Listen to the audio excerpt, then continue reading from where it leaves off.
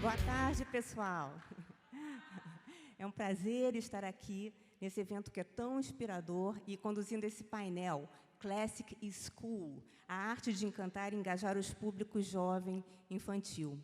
Meu nome é Alessandra Baiocchi, eu sou professora de marketing da PUC-Rio e eu sou absolutamente apaixonada pelo tema que a gente vai falar hoje.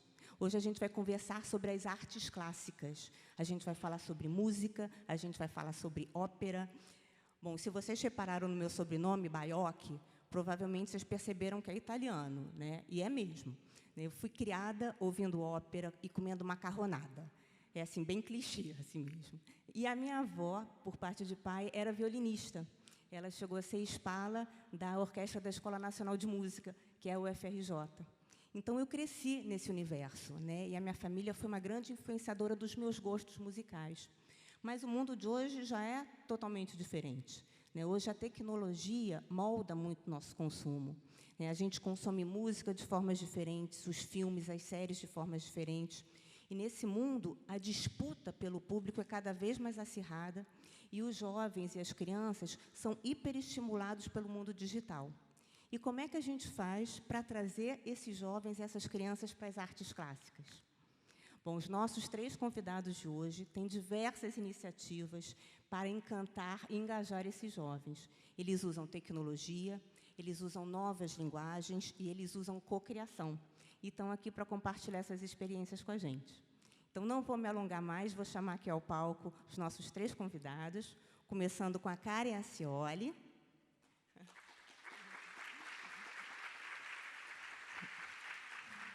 Karen é dramaturga, atriz, diretora, professora, curadora e roteirista. Possui especialização na área das artes multidisciplinares criativas, com ênfase nas artes cênicas, visuais e digitais, voltadas aos novos públicos. Karen, obrigada. Em seguida, vou convidar o maestro Felipe Prazeres.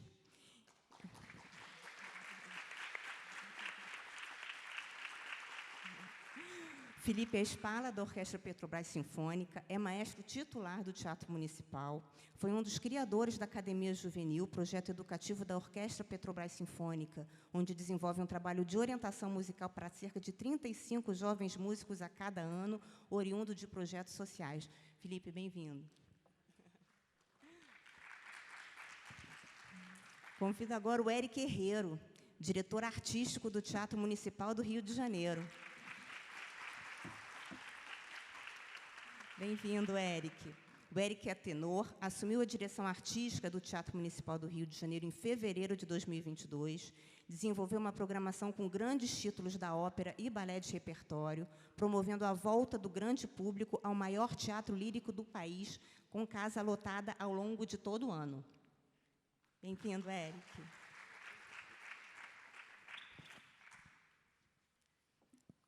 Então, gente, vamos começar a nossa conversa com a Karen. Karen, querida, quer contar um pouquinho sobre as suas experiências, sobre os seus projetos, sobre as suas vivências? Tá bem, boa tarde a todos. Um prazer estar aqui no Rio de Janeiro, que está um evento maravilhoso. Eu tive a oportunidade de assistir algumas palestras. Então, vou contar aqui um pouquinho da minha história, né? Eu comecei há muito tempo atrás fazendo musicais. Minha primeira peça escrita e dirigida foi um musical. E nunca mais parei de fazer musicais, né?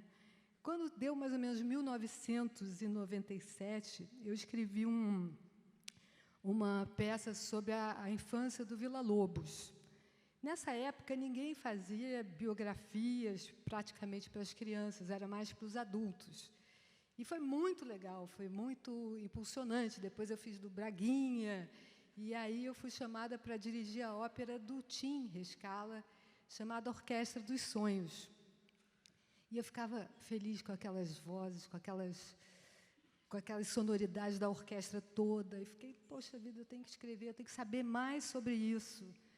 E aí, quando a minha filha nasceu, eu via os sons que ela fazia e que ela se comunicava comigo.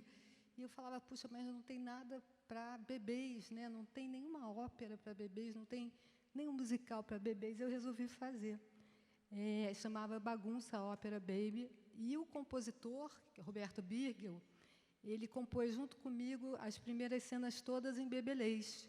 Como é que era o bebelês? A gente escutava as crianças, o som das crianças, e via que aquelas palavras tinham significado, a gente que não sabia ouvir, né? Tanto que os bebês se comunicavam entre eles.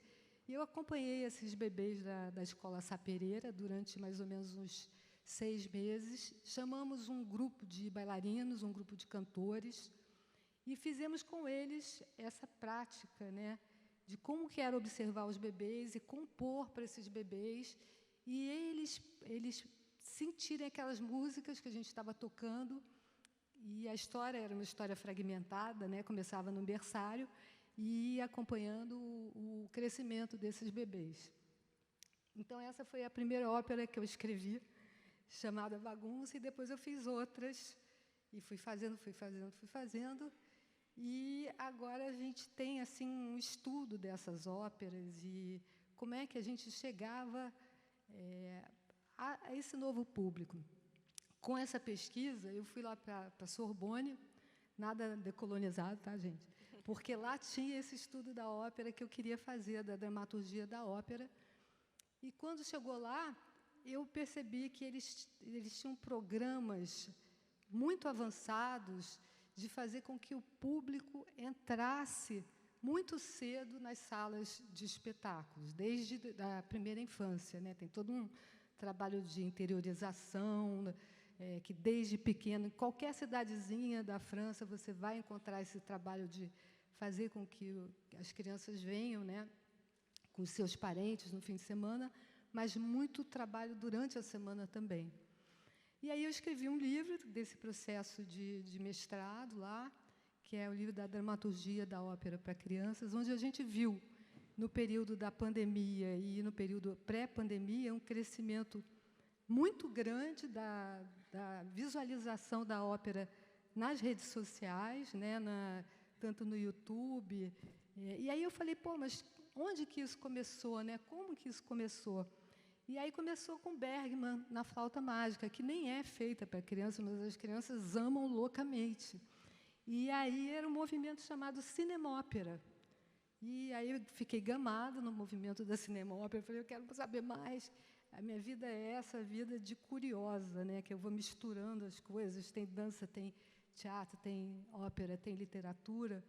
E aí eu fui vendo que tinha um marco muito grande dentro das redes sociais, em 2003, com a ópera do Pequeno Príncipe, da Rachel Portman, que até ganhou um Oscar, e vale a pena dizer que ela tem um libretista incrível, chamado Nicholas Wright, porque as pessoas, quando falam em ópera, né, até uma queixa de quem encena, pensa só no compositor. Não, tem o compositor, tem o libretista e tem o encenador, que a ópera se dá nesses 3 eixos, né, são os 3 eixos principais. Não existe ópera sem a encenação. E isso vem lá da história da ópera, né? E aí, com essa história da cinema-ópera, eu comecei a filmar as coisas que eu fazia. Então, não sei se está no meu tempo. Então, pode, fica à vontade, por favor. Eu queria passar um pouquinho da ópera, não é a mais recente, mas foi a ópera que a gente nunca fez presencialmente, mas a gente filmou no período da pandemia, e essa filmagem ela é trabalhada em multitelas. Por que as multitelas? Porque a gente sabia que não ia ter como a gente ter a presença das pessoas, e como é que a gente, numa tela quadrada, numa tela horizontal, como é que a gente poderia criar narrativas pontilhadas para que as crianças não ficassem só numa perspectiva e que elas pudessem escolher para onde elas queriam olhar. Depois a gente fez essa mesma experiência como uma instalação de artes plásticas, e agora a gente vai tentar fazer essa ópera presencialmente, finalmente, depois de tanto tempo. Então, vamos passar um pouquinho. Alguém muito especial vai nascer, alguém muito especial vai nascer. Esqueci de dizer que isso é a ópera para crianças. O que é? Alguém muito especial vai nascer. Infância, acordem todas as crianças, acendam todas as luzes no céu.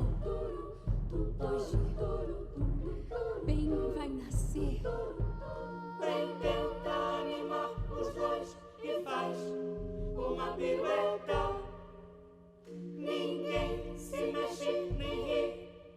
Bem tenta uma careta, seu coração aperta, sente então pena dos dois, pensa que a culpa é dela, deixa a graça para depois, ficam parados no... Neste mini documentário, a gente vai falar um pouquinho sobre a ópera Bem no Meio, o que é um libreto, como se dá a encenação, o preparo dos cantores, a iluminação, o trabalho do corpo de cada cantor e como tudo isso vira uma ópera para crianças.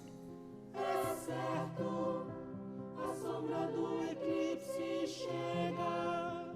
Alors d'abord, je me suis imprégné beaucoup du livret de Karen. Il y avait aussi des contraintes d'instruments. On a parlé au départ du piano, du vibraphone, des percussions. J'ai aussi échangé beaucoup avec les chanteuses pour rencontrer leur voix, leur tessiture, la particularité vocale aussi de chacune. Et après, quand j'ai eu tous les ingrédients comme ça, moi j'ai pu libérer mon imaginaire et puis j'ai composé comme ça, scène après scène.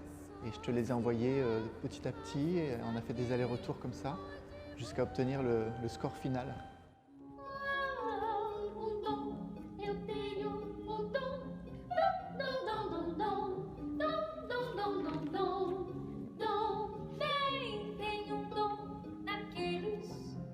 Pode entrar nos livros e sair de dentro dele. Cuidado bem, é o eclipse.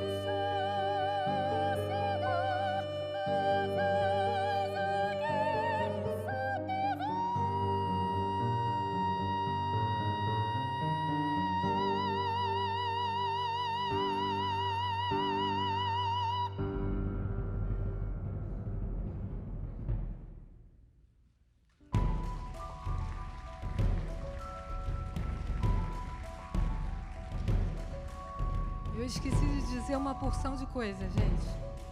Eu esqueci de dizer que essa é uma parceria com Camille Rocaillot, que é um compositor francês com quem eu já fiz outras óperas. Esse é um piloto de um documentário, um mini documentário que eu estou fazendo para um outro mestrado que eu inventei fazer também de mídias criativas. Até meu amigo Caio está ali na plateia, na UFRJ. Assim, é muito legal fazer esse mestrado lá. E esqueci de dizer também da história, que história é essa, que também nasceu na escuta da narrativa das crianças que eu acompanhei durante um ano. São 20 crianças de 6 a 10 anos, em que elas contavam algumas coisas que incomodavam muito a elas, e sempre falavam de uma dor e tal, e eram, coincidentemente, filhas de pais separados. Então, eu escrevi a história da Ben, que é uma menina que nasce com estranho buraco nas costas, de onde surgirá uma asa, e vai participar dessa história dela estar bem no meio da separação dos pais. Então, é isso, né? Acho que daqui a pouquinho eu vou me lembrando de outras coisas, mas muito obrigada. Karen, só retomando um ponto, os seus 2 processos criativos que você contou hoje para a gente começaram da escuta, né? Sua primeira ópera foi, né, da escuta do bebê, e essa última criação também da escuta dos adolescentes, para poder fazer, né, a criação da ópera. Seu processo sempre começa assim, seu processo criativo? Não. Esses processos todos começaram em 2003. Né? Tem muitas coisas que eu escrevo por encontros. Por exemplo, a ópera mais recente que eu escrevi com o Arrigo Barnabé foi de um encontro que eu tive com uma menina num sinal de trânsito, a Larilá, que foi antes da pandemia também, e a Larilá ela pediu dinheiro, não tinha dinheiro, e aí eu falei, mas tem os brinquedos aqui, você pode brincar aqui no carro. Ela pegou vários, o irmão dela também, que era menorzinho, e depois eu perguntei, mas olha, eu moro aqui perto, se você quiser, eu vou lá e pego alguma coisa. Eu pensei na comida, né, evidentemente. Ela falou, traz um livro. Aí, quando ela falou um livro, pá, aquilo ali me flechou o coração. Então, tem toda uma história depois disso, que eu fui buscar a Larilá, eu não encontrei, estava um dia chuvoso, e aí a gente saiu com os livros todos dentro de uma bolsa térmica, e depois eu encontrei tanto ela quanto o irmão, e o irmão me pediu, escreve uma história para a gente, que um dos livros era um livro meu, né? E depois eu perdi Larilá de vista. Fizemos lá na Sala Mário Tavares, no Teatro Municipal, uma experiência de um dia só. E, anos depois, agora, no Natal, eu encontrei a Larilá, o irmão e várias outras crianças no mesmo sinal de trânsito. Quer dizer, eu não perdi a Larilá, mas ela continua no sinal de trânsito, né? O que é um nó também na cabeça. Mas é isso. Obrigada, Karen. Já já a gente conversa mais um pouquinho. Antes de chamar o maestro Felipe Prazeres, gostaria de tocar um vídeo que temos para iniciar essa conversa com Felipe.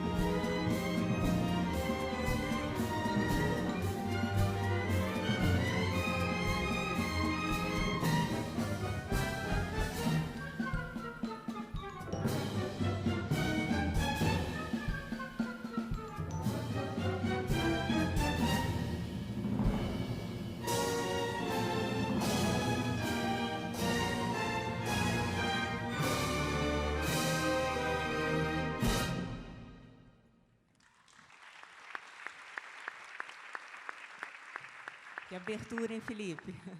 Conta um pouquinho para a gente sobre o seu trabalho lá na Orquestra Petrobras Sinfônica. A gente já viu que já é diferente, né? Ontem você esteve aqui no Global Stage, fez um concerto lindo, aliás, foi um show-certo, né? Tocaram as músicas do Queen e, pela primeira vez na vida, né, eu pude cantar, dançar, bater palmas junto com uma orquestra e ninguém ficar assim, né, porque fazia parte assim, da experiência.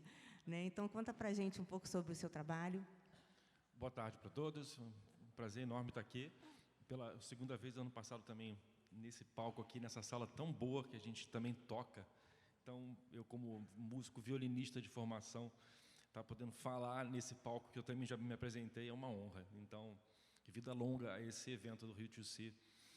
E, basicamente, assim, esse vídeo mostra um pouquinho das ações que a Petrobras Sinfônica tem feito para cada vez mais desmistificar uma orquestra, tirar a orquestra de onde ela foi colocada em algum momento na nossa história, né, de algo que precisa... As pessoas falam muito da música, usam muito esse termo erudito, né, da música erudita, e esse termo assusta muito as pessoas, né, porque parte do princípio que tem que ter uma erudição, ou tem que ser erudito em música para conversar com alguém que seja erudito em música. E isso eu posso provar com a minha filha de 5 anos, que eu coloco música de concerto, que é a forma que eu chamo essa música, é um pouco, dá mais leveza, né, a esse título, e ela reage normalmente como se fosse qualquer outra música ou qualquer outro estilo. Então, cabe a nós hoje, assim, como ganhar mais públicos, como usar a orquestra como uma grande ferramenta de transformação, uma transformação social, uma transformação mental, uma transformação até espiritual. Então, a orquestra ela é um organismo totalmente possível. E isso vem ao encontro do nosso repertório, entendeu? A gente mostra uma diversidade de repertório. É claro que a gente vai sempre ser guardião do grande repertório que foi feito para uma orquestra. A orquestra sinfônica, ela existe porque foi escrito um repertório para esse organismo há séculos atrás. E é algo que não pode jamais ser esquecido, cair no ostracismo. Mas, por que não uma orquestra como uma ferramenta musical, uma banda, um quinteto, um duo, um quarteto, uma orquestra, uma reunião de mais músicos, de mais famílias, e ela não precisa necessariamente estar presa a um determinado repertório. E é com essa premissa que a Petrobras Sinfônica justamente faz essa diversidade, né? Então, vocês viram aqui, a gente tocou até na pandemia, a gente fez uma parceria com o Mundo Bita, que é um projeto maravilhoso e que vai ao encontro da mais tenra idade, né, de 2, 3 anos. E a gente apresenta essa música, a orquestra sinfônica, para as crianças de 2, 3 anos, para cada vez mais elas se familiarizarem com aquilo e não virar realmente um tabu na adolescência. Não quero ouvir isso porque é muito complicado, ou exige muito. Não, porque não foi feito, talvez, justamente nesse momento, né? E não só na infância, mas aí também a gente vem com esse tipo de repertório. Queen começou, na verdade, com uma vontade de fazer álbuns. Isso até veio também junto com o ex-diretor executivo da orquestra, Matheus Simões, que é uma grande pessoa, e que trouxe algumas ideias. Por que não fazer, tocar álbuns de algumas bandas famosas com orquestra, né? Então, isso veio como, será que isso vai dar certo? E a gente começou a fazer, de fato. Fizemos isso com Pink Floyd, fizemos Thriller, Michael Jackson, fizemos Michael Jackson, Pink Floyd, fizemos Metallica, Black Album, depois estou com várias playlists, Guns N' Roses, ou seja, é claro, eu não vou falar que 100% das pessoas que vão assistir esses showcertos que eu chamo, vão depois lá no Teatro Municipal, do qual também sou muito honrado de ser o mestre titular dessa orquestra. Vamos todos agora no Teatro Municipal ver música clássica. Não necessariamente, mas boa parte se mostra mais curioso. Porque nesses espetáculos que a gente tocou, ontem, por exemplo, a gente encerrou uma etapa aqui, né, de negócios, a gente encerrou com esse concerto do Queen, que eu convido a plateia a participar. As pessoas querem se sentir mais pertencendo àquele momento. E se pertencer a um momento, quando a gente toca música de concerto, que exige uma introspecção, é mais difícil. Então, é um caminho, é um processo. Ou se alguém bate palma na hora errada, fazer isso, sabe? Você tolhe a pessoa não volta nunca mais. Então, não só eu, o próprio Karabichevsky, que vem de uma outra geração também, ele compactua com isso também, sabe? Vamos aproximar as pessoas. E nada melhor que a música popular para aproximar as pessoas e usar a orquestra justamente para a gente fazer dessa forma, desse jeito novo de apresentar uma orquestra para a sociedade. Não vou me alongar muito para a gente poder falar mais a respeito de tanta coisa bacana aqui. Bacana. Eu vou passar a palavra para o Eric. Eric tem algumas imagens para compartilhar, não tem, Eric? Boa tarde a todos. Em primeiro lugar, é um prazer enorme estar com vocês todos aqui, nesse local tão importante do audiovisual, e agora a gente também falando sobre música dentro da Rio to See. E um prazer enorme poder falar sobre ópera, né? Justamente para um público que geralmente não é atingido, impactado por esse nosso setor. E ainda mais simbólico no Dia Mundial da Arte. E falar dessa que é a arte mais completa de todas. Porque, na ópera a gente tem a música, a gente tem o poema, a gente tem a dança, a gente tem a arquitetura, enfim, a gente tem todas as deusas das artes de mãos dadas ali no palco, entregando tudo de melhor para vocês, nosso público. Eu cheguei no Teatro Municipal do Rio de Janeiro após 2 anos de pandemia. O teatro fechado e uma engrenagem gigantesca que enferruja muito facilmente. Então foi um desafio muito grande conseguir reabrir o teatro depois de 2 anos de pandemia e, sobretudo, fazer com que o público voltasse a ter confiança de ficar num local fechado por mais de 1 hora.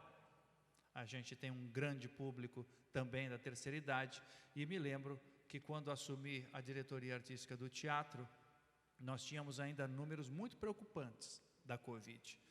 Então, eu precisei quebrar a cabeça e desenvolver a programação que tem que ser feita com boa antecedência para ser submetida à Associação de Amigos do Teatro Municipal e também à nossa querida Petrobras, que é a nossa patrocinadora, que está sempre com a gente nos apoiando.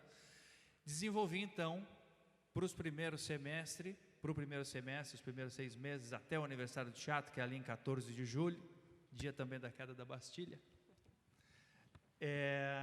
efetivos menores, mas apostamos desde o início em programas, em compositores, em composições muito conhecidas do público, justamente para tirar as pessoas de casa e fazer com que elas voltassem para o teatro. Isso deu muito certo. A gente conseguiu desde o início, desde o nosso concerto de abertura, que foi por coincidência regido pelo maestro Felipe Prazeres, ele ainda não era o maestro da Orquestra Sinfônica do Teatro Municipal, foi ali nosso convidado, e tivemos já ali, naquele concerto, a casa lotada. Nós, então, trouxemos depois balés de repertório como Lago do Cisne.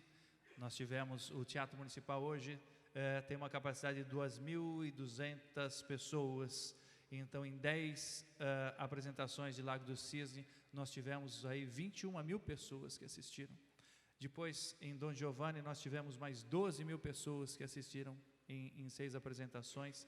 Em Carmen, em concerto, 2 apresentações, nós tivemos aí média de público de 2.000 pessoas também por apresentação, de maneira que nós tivemos toda a nossa temporada, do início ao fim, uma temporada há um bom tempo que o teatro não tinha isso, uma temporada sem interrupções, sem cancelamentos, sem diminuição de récitas. Nós pudemos fazer com que houvesse o reencontro do seu artista com o público. Ambos estavam ávidos e morrendo de saudade disso, né? Eric, você trouxe algumas imagens para Eu trouxe algumas imagens. Tem como projetar a produção? Pode colocar para a gente? Aí ainda é Petrobras Sinfônica. Está no PowerPoint. Essas são as fotos do Felipe Prazeres. Esse é o meu amigo Marcelo Coutinho, olha lá. De coração aberto para o público, que foto linda. Mas a gente estava falando sobre a questão, principalmente, de engajar o público jovem infantil.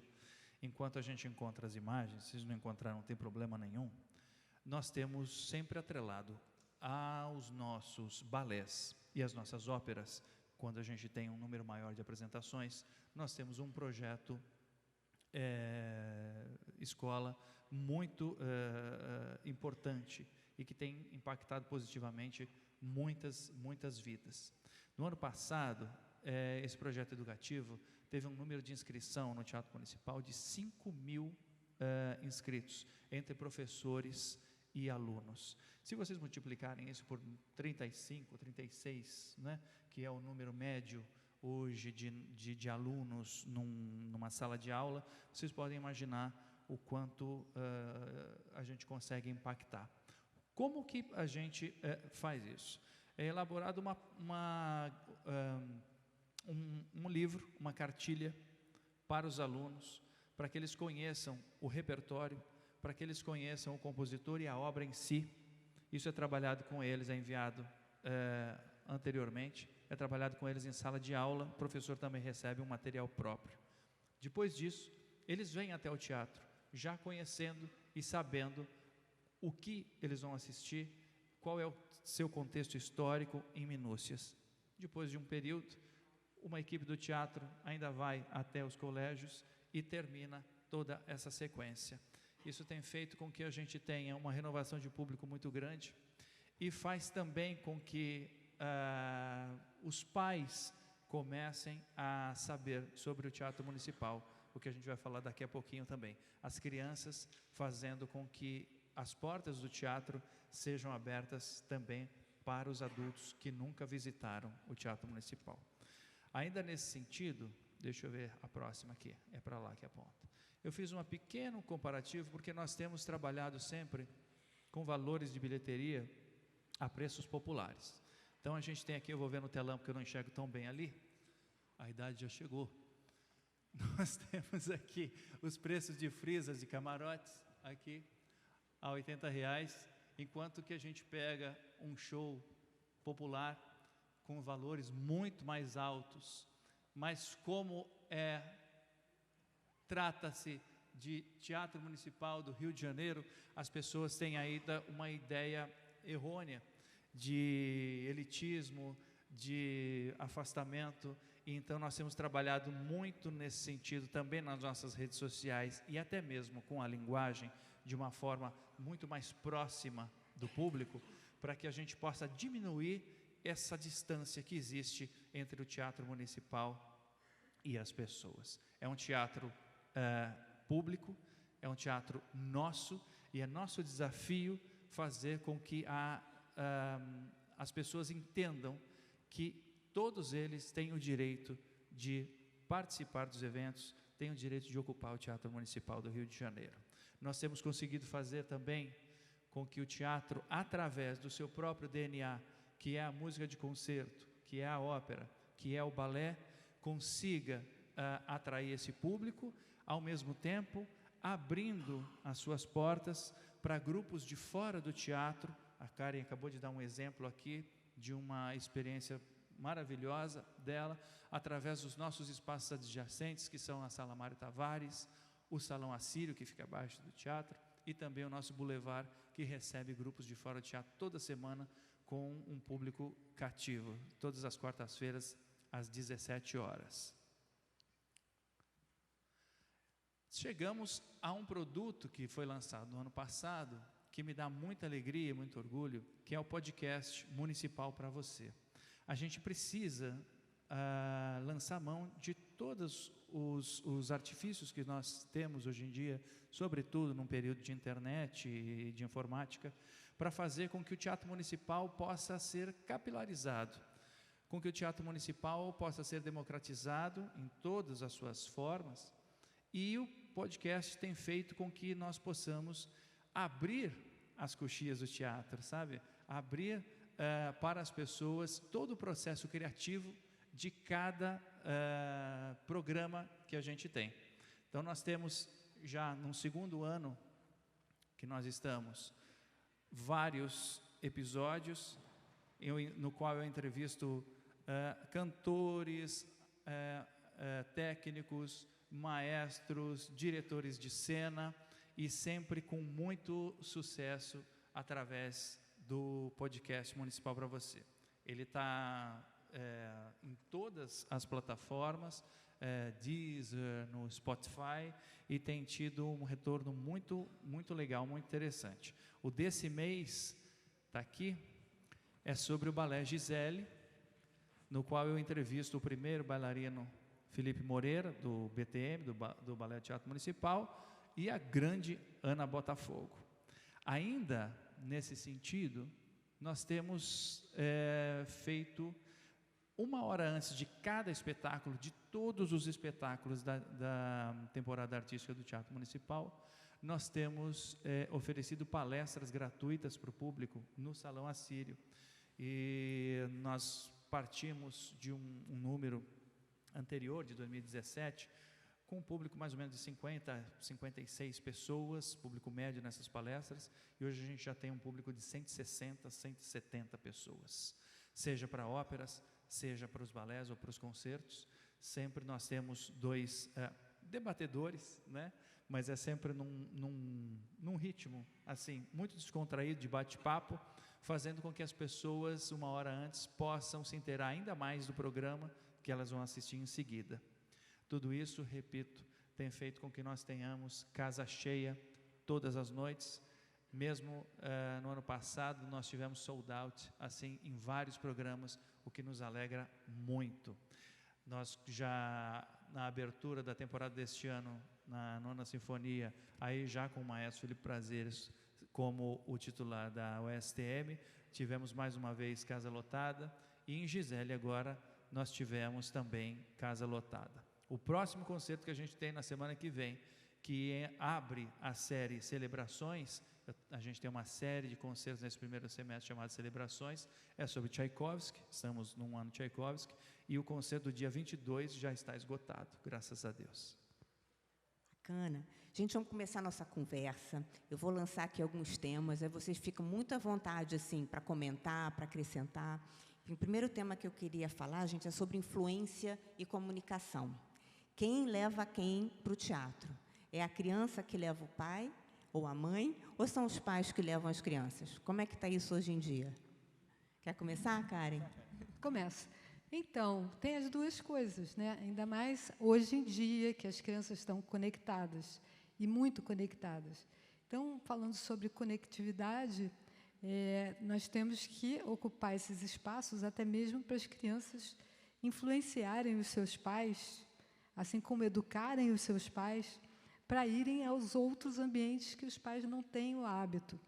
Então, esse processo da conectividade, da gente criar conteúdos valorosos para ocupar, por exemplo, essa barbárie que está acontecendo hoje, é vacilo nosso. A gente tem que estar nesses conteúdos, a gente tem que estar trazendo a criança para assistir não só o clássico já consagrado, mas os novos repertórios. E as crianças têm esse poder. Elas têm o poder de fazer com que os adultos a levem, mesmo porque, na questão do erudito e do clássico, existe um buraco aí. Existe um público que envelheceu e existe um novo público a conquistar. E esses novos públicos não são necessariamente só de crianças e jovens, são também dos adultos que não tiveram a oportunidade de ir ao teatro, de conhecer a música clássica, ou de conhecer os novos repertórios. Então, realmente, as crianças, nesse momento, têm um papel diferente do que elas já tiveram antes. Elas levam o público, sim, para onde elas querem. E você sabe, né? Você, com um filho de 5 anos, aparece um desenho animado que ele é louco, ele vai te arrastar. Eu quero ir. Então, esse vice-versa acontece muito, mas eu queria chamar a atenção sobre esse diagnóstico.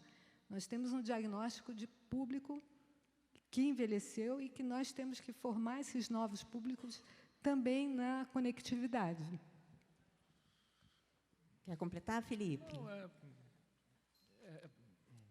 assim, com a experiência que eu tenho de apresentar concertos, né, de estar com uma orquestra sempre atrás de mim, e esse público que a gente às vezes não sabe qual é, que público é esse que vai assistir um concerto, né, ou uma ópera que seja. Então, é fundamental, como eu falei antes, a gente trazer essas pessoas para perto de nós, né, porque ainda existe essa distância que foi criada realmente em algum momento, sabe, entre a plateia e o que está sendo apresentado. E quanto melhor a gente poder comunicar com essas pessoas, até um pouco antes do concerto mesmo, claro, a gente falar no Assírios ali, como a gente faz no teatro, mas chegar no próprio palco mesmo e, pessoal, a gente vai tocar tal obra, e essa obra foi... E falar de uma forma também muito... como se estivesse conversando mesmo, sabe? Justamente naquele esquema que eu tinha pedido no ano passado, lembra?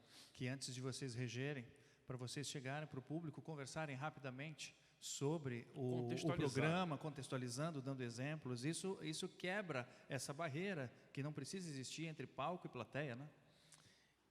Não, isso é fundamental, Eric. E assim, tem uma obra, inclusive de um compositor que está fazendo também, é uma efeméride, que Berlioz, que é um compositor francês do século XIX, muito importante. Ele tem uma obra que ele compôs, uma sinfonia fantástica. E ele conta, porque ele foi apaixonado por uma atriz que representava Shakespeare. Ele ficou tão apaixonado por essa pessoa, e que depois foi encontrar muito depois, mas antes ele compôs essa sinfonia e conta que essa pessoa tomou um ópio e começou a ter umas viagens, uma ideia fixa dessa pessoa. E ele mesmo criou uma bula, na época, para as pessoas, para escutar essa sinfonia, vocês precisam entender o que eu pensei dessa sinfonia. E não é nada muito complicado, não. Mas Beethoven não escreveu necessariamente o que ele pensava, nem Mozart, nem outros grandes compositores. E a gente fica querendo saber, nós intérpretes, que será, que diabo esse pessoal estava pensando na hora que compôs isso aqui? Porque a gente quer fazer da melhor forma. Berlioz teve essa sacação, né, não, o cara teve uma viagem em ópio, naquela época, mas já falar sobre isso hoje, e ele escreveu, assim, ó, quero que todo mundo saiba mais ou menos o que eu fiz aqui. As pessoas, aí sim, essa mesma sensação que aconteceu no Queen ontem, eu pertenço a isso, porque eu vivi esse Queen aqui em algum momento da minha vida, em algum momento da minha memória afetiva. Isso pode ser criado também com a música de concerto. Porque essas pessoas, aí eu falo por experiência própria, porque eu fui criado realmente assim nesse berço musical, eu tive essa facilidade. Então, se eu escuto uma música do Tchaikovsky, seja lá qual for, já mexe comigo, e eu queremos tanto que as pessoas, que todos, porque isso é um patrimônio para todo mundo, sem exceção, né? Então, está aí o nosso grande desafio, né, de trazer essas pessoas para perto de nós. É porque é uma linguagem musical como outra qualquer. O que acontece é que as outras todas são oferecidas desde o berço incessantemente às crianças, enquanto que a do nosso setor ainda tem essa barreira. O nosso grande desafio e a nossa obrigação é justamente aumentar a oferta, porque a partir do momento que você conseguir aumentar a oferta, você vai encontrar demanda sem dúvida alguma. Eu me lembro que em 2013 a gente estava numa produção de Sonho de uma Noite de Verão no Parque Lage, e chegou um momento em que tiveram que fechar os portões do parque, porque tem um coeficiente, né, entre número de pessoas, de ambulância, aquela coisa e tal. As pessoas começaram a pular os muros. Eu estava concentrado atrás da casa ali para poder fazer minha entrada, eu cantava o papel do Lysander, e comecei a me assustar, já era mais ou menos umas 7 da noite, assim, escuro, o pessoal pulando o muro. As pessoas queriam assistir de qualquer forma. No final das contas, uma contagem da Polícia Militar chegou a 3.000 pessoas que assistiram a essa montagem de Sonho de uma Noite de Verão. Então, é só, e sem legenda em inglês, é só você realmente aumentar a oferta. O nosso desafio maior é aumentar a oferta com produtos, claro, entendam bem o que eu quero dizer, mas de alta qualidade. Bacana, pegando o seu gancho. Só uma coisa, que senão eu vou me esquecer. Você estava me falando sobre essa dúvida. As crianças que levam os pais que levam as crianças. Eu acho que hoje a gente já está bem, isso tudo está bem misturado. Até porque as crianças de hoje em dia, eu tenho um menino meu filho de 3 anos e 5 meses, que é o Rodrigo, que me dá um baile, às vezes, em celular, etc. Um negócio incrível. 2 pessoas na semana passada me escreveram via direct no Instagram, falando sobre o podcast, porque as crianças, os filhos, estavam ouvindo o podcast, e eles falaram: o que vocês estão ouvindo? É o podcast do Teatro Municipal. Então, através das crianças, os pais começaram a consumir também esse produto do Teatro Municipal. Isso é muito legal, né? Isso também é muito papel da tecnologia, né? Quem domina a tecnologia são os mais jovens. Eu também tenho filhas, eu aprendo com elas assim o tempo inteiro. Então, essa relação de comunicação às vezes se inverte, né? Você atingindo o jovem, você acaba, né, ampliando assim o seu público. Bacana. Pegando o seu gancho, você falou sobre balé de repertório, o teatro lotado. Enfim, eu tive assim 2 experiências recentes no Municipal assim incríveis. Eu fui assistir Gisele, realmente lotado, quis ver de novo, não tinha mais ingresso, queremos mais récitas. E Gisele é um balé clássico de repertório incrível. E no ano passado eu fui na estreia de Macunaíma, que é uma obra brasileira, foi uma estreia, foi uma emoção linda, estar de volta naquele teatro vendo uma criação brasileira. Então, falando sobre os grandes clássicos e sobre as nossas temáticas, a nossa cultura, e também tendo em vista todo esse processo, esse movimento em direção à decolonização, né, onde a gente passa a olhar mais para a nossa cultura, para as nossas raízes e menos para as culturas europeias, como é que as artes clássicas ficam nisso? Porque nós temos grandes compositores clássicos que são formadores, né? Sting ama bar, AC/DC ama bar, porque são compositores clássicos que formam, né, os músicos. Mas, ao mesmo tempo, a gente também tem que abrir espaço para os nossos criadores, para os nossos compositores, para os nossos artistas. Então, como é que fica isso, né, na cultura clássica? Deixa eu falar rapidinho, porque se não me esqueço, eu sou tenor, eu esqueço fácil das coisas. E ela está falando de Macunaíma, eu queria dizer o seguinte: Macunaíma foi um desafio enorme. Quando eu assumi a direção, eu soube que fazia mais ou menos uns 5 meses, haviam oferecido uma parceria para o Teatro Municipal de um balé original para o teatro, e cuja temática seria Macunaíma. E no ano passado, a gente celebrou o centenário da Semana de Arte Moderna. Quando me disseram aquilo, eu falei, nossa, mas é maravilhosa a ideia, porque que ficou parado? Não sei, não gostaram muito da ideia, ficou parado, etc. Tal. Aí fui dar uma olhadinha, gostei do briefing que tinha sido apresentado para o Teatro Municipal, e aí entrei em contato com o maestro André Cardoso, da Academia Brasileira de Música. E quando eu liguei para ele descobriu sobre o que era que eu queria falar com ele e até se assustou. Ele falou, nossa, eu achei que isso já estava abandonado, acho que nem dá mais tempo. Eu falei, não, dá tempo sim, enquanto a vida dá tempo, vamos fazer isso, não sei o quê. Mas então vamos tentar falar na semana que vem. Não, eu estou indo para aí agora, você consegue me atender agora? O que você vai fazer agora? Não, desmarca a reunião, vou ir agora para falar com você. Aí fui com o Eduardo Pereira, fomos até a ABM. Eu enchi tanto o saco dele, que eu acho que ele não aguentava mais me ver na frente. Ele falou, tá bom, vamos conversar com o Ronaldo Miranda, que era o compositor. A partir daí é que a gente conseguiu fazer uma parceria tripartite, que foi Funarte, o FRJ e Teatro Municipal, e conseguimos lançar mundialmente aquele balé que você assistiu, Macunaíma.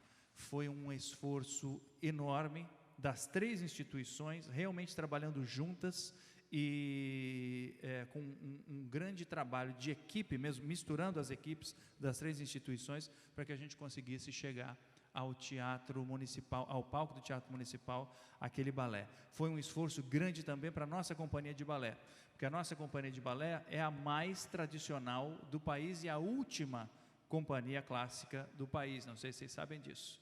É uma das maiores da América Latina e a mais tradicional do país. Então, fazer um balé com uma linguagem contemporânea, e está aí a Ana Júlia, que é minha assistente e é do balé, que não me deixa mentir, é um desafio enorme, porque você tem um processo de desconstrução da técnica do bailarino para poder chegar àquela linguagem.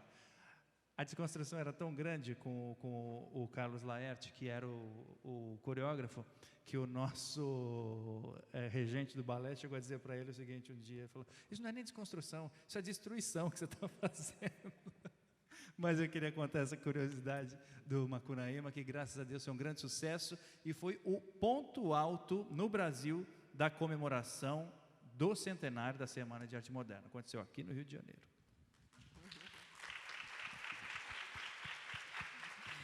Queria pegar o gancho e falar o seguinte, que nesse ano o Fio Festival, que há de ter o patrocínio da Petrobras, que a gente teve o ano passado, que era o Fio mais dedicado à literatura. Aliás, agradeço a Petrobras. Esse ano a gente vai fazer novos formatos da ópera, para crianças, para jovens e para todo o público. Então, esses novos formatos trazem os compositores do Brasil, que não são conhecidos, né, e que estão, assim, com as suas gavetas lotadas de óperas, lotadas de coisas lindas, e que vão sair como mágica da nossa cartola. Então, falar um pouquinho que o Fio Festival, esse Festival Internacional Intercâmbio de Linguagens, acredita nisso. E a gente fez um cruzamento, só voltando um pouquinho ao assunto das redes sociais que a gente atingiu em 2022, o cruzamento deu um total de 600 mil pessoas. Significa que a gente teve o presencial, mas que a gente não esqueceu do que a gente aprendeu na pandemia, de cruzamentos. Então, fiquem atentos, em outubro a gente deve fazer esse chiclete com banana total, no Fio, muito voltado para as infâncias brasileiras. Então, como é que a gente vai trazer as infâncias brasileiras nas mais diversas linguagens? Por que eu estou falando isso? Porque a gente já descobriu uns formatos de ópera em teatro de marionete muito pequena, marionete de dedo. A gente já descobriu marionetes de todas as formas imaginadas, dentro da água, teatro de sombra. Tudo isso é ópera, gente. Então, vamos ao Fio, que vai ser legal. Karen, eu conheci o seu trabalho através do Fio. Que né? legal. Foi levando minhas filhas ao fio. Fiquei apaixonada. Festival Internacional de Linguagem, gente, é imperdível. Fui anos seguidos e agora vamos ter de volta, não é isso? Isso aí. Felipe. Bom, na Petrobras Sinfônica, além de todos esses repertórios, etc., a gente, é claro que isso é tão importante, né, cara, a gente encontrar um equilíbrio entre o que a gente já faz, entre o repertório tradicional, que é um patrimônio, e tem esse tabu, né? É uma coisa realmente foi feita na Europa durante muito tempo, muitos anos, e a gente continua repetindo isso, né? Então, cabe a nós realmente, assim, que fazemos parte desse meio, encontrar esse equilíbrio, né, fundamental. O que a gente fez agora na música brasileira e está fazendo ainda, porque é um projeto de 3 anos, o Guia Prático do Vila Lobos. Vila Lobos foi um grande, não só nosso principal compositor brasileiro, mas um grande educador também, né, que reuniu todas as canções de roda, de ciranda, e na época lá com um coro de milhões de crianças, né? Isso meio que caiu, assim, reuniram essas músicas, mas a gente está orquestrando essas músicas, né? Trazendo para a música de câmara e para o repertório sinfônico, mostrando mais uma vez esse repertório das canções que as crianças cantam na roda, mas feitas por uma orquestra sinfônica fazendo isso. Mais uma forma da gente desmistificar uma orquestra e dizer a todo mundo, ao público, aos investidores, que a orquestra ela pode ser usada para qualquer coisa. Então, é uma grande ferramenta, né? É um grande investimento, né? E eu falo isso com muito orgulho, porque a Petrobras Sinfônica está há 36 anos sendo patrocinada pela Petrobras.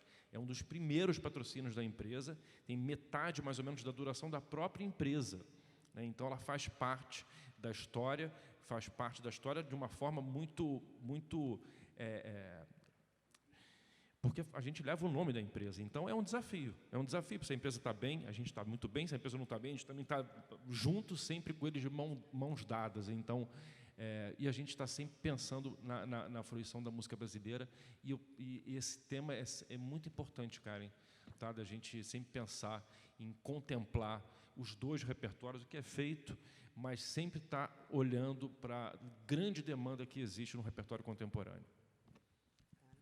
Gente, a última temática, que a gente tem pouco tempo, mas não dá para falar sobre público jovem, criança, sem falar de educação.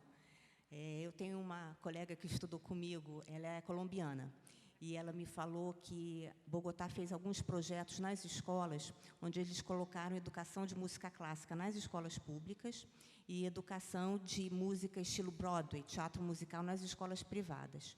E, com o tempo, né, o público para esses teatros, para esses espetáculos, eles observavam que as crianças das escolas públicas e os seus pais estavam frequentando mais os teatros líricos para assistir às obras clássicas, e as crianças das escolas privadas estavam frequentando mais os teatros para ver estilo Broadway.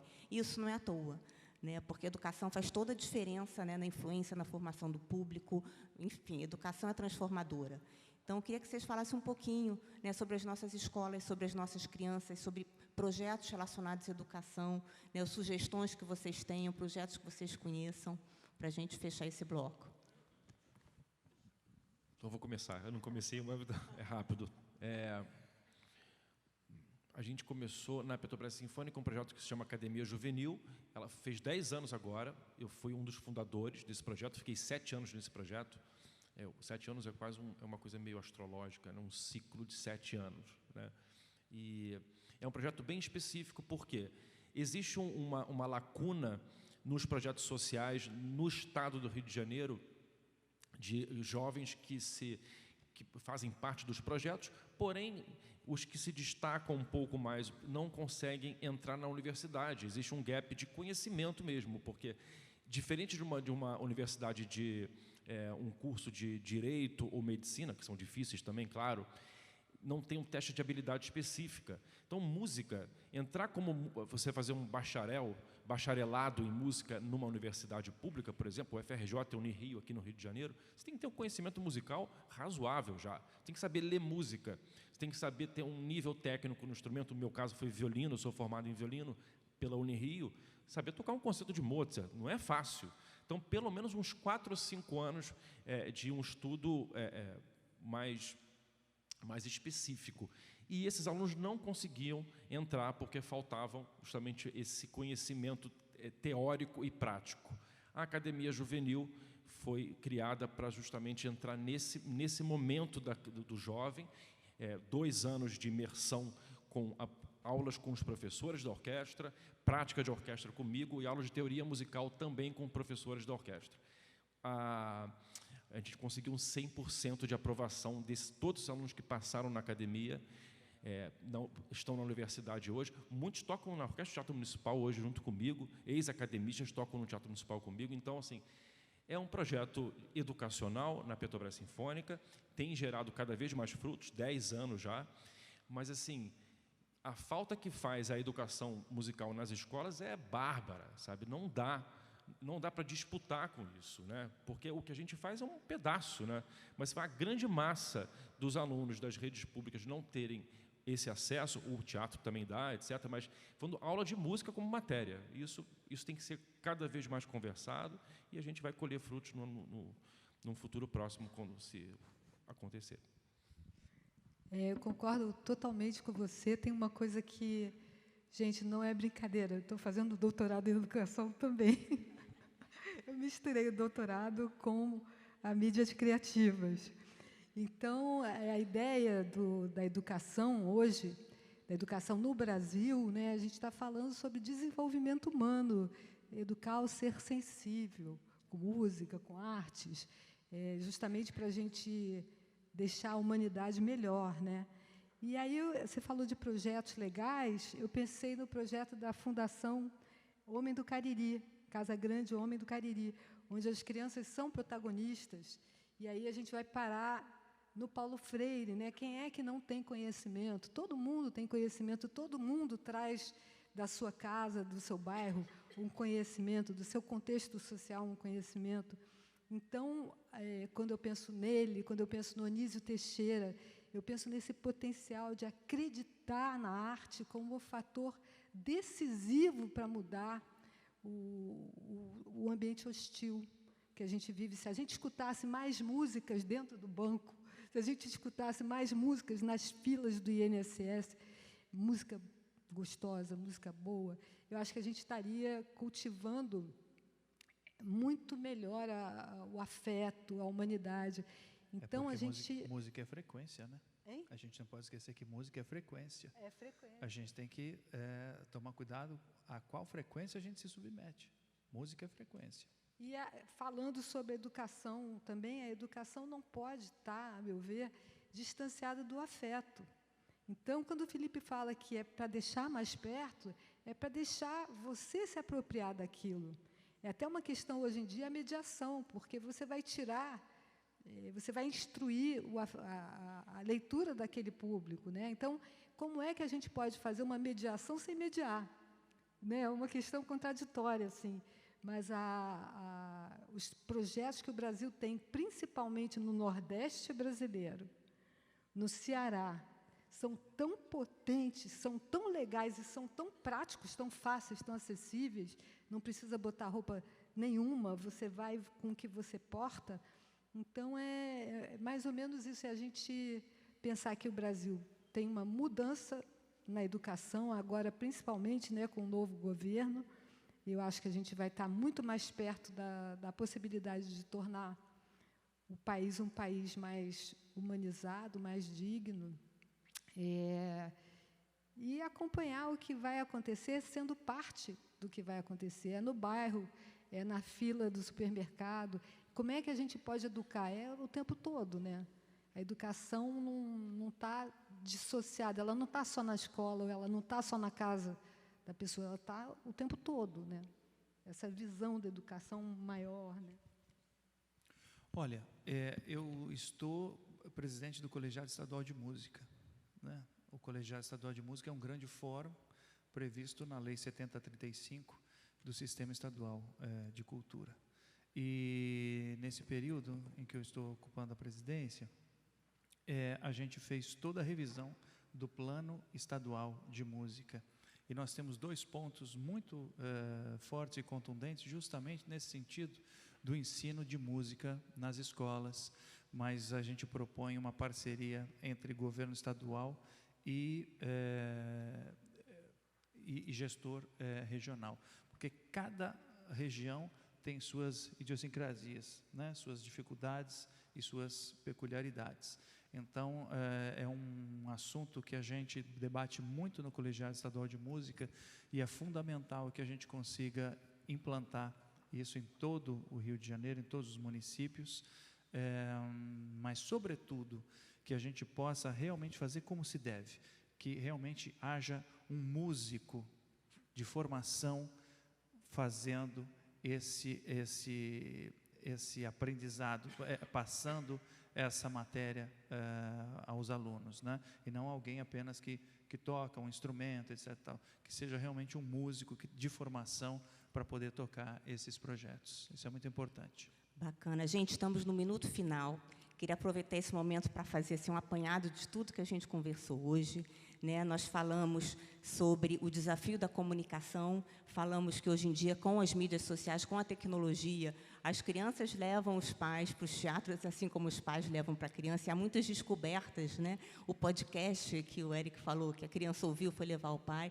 Então, hoje em dia, também tem essa comunicação e a tecnologia ajuda muito. Falamos sobre compositores brasileiros, criadores brasileiros, a importância da gente dar espaço para a nossa cultura e para os nossos criadores. Falamos também sobre educação, né? Fechamos com o tema de educação, que é um tema que precisa continuar a ser muito conversado. E falamos também sobre experiências, né? As experiências que o maestro Felipe proporciona, né? com os show-certos que dá, com as experiências que a Karen proporciona, também envolvendo cocriação, né, criando a partir da escuta, e com todas as experiências educacionais, né, que o teatro proporciona com as escolas e no Teatro Assírios antes do espetáculo. Então, para fechar, eu queria agradecer demais a presença de vocês. Eu sou uma admiradora profunda, né, do trabalho de vocês, que vocês continuem fazendo muito sucesso, tendo muita felicidade na vida de vocês. Queria agradecer a presença, né, da plateia, que vocês continuem amando as artes e apoiando os nossos artistas. Encontro vocês nos teatros, nos concertos, nas óperas da vida, e aproveitem esse evento que está espetacular.